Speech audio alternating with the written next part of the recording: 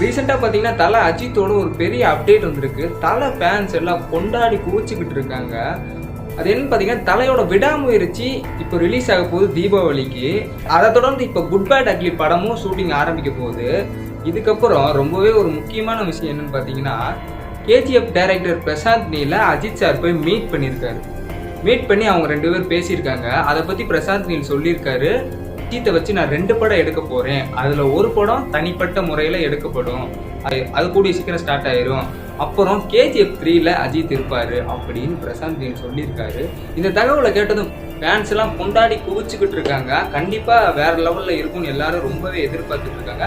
இந்த படம் 2026 அந்த ரேஞ்ச் போல தான் ரிலீஸ் ஆகும்னு சொல்கிறாங்க. ஏன்னா இதுக்கப்புறம் தான் ஷூட்டிங் ஆரம்பித்து எல்லா வேலையும் நடக்கும்னு சொல்லியிருக்காங்க. ஆனால் கண்டிப்பாக ஒரு பெரிய பிளாக் பஸ்டர் இருக்குன்னு எல்லாரும் வெயிட் பண்ணிட்டு இருக்காங்க. இப்போதைக்கு தீபாவளிக்கு விடாமுயற்சி ரிலீஸ் ஆகிறதுனால எல்லா ரசிகர்களும் அதை ஃபோக்கஸ் பண்ணிட்டு போயிட்டு இருக்காங்க.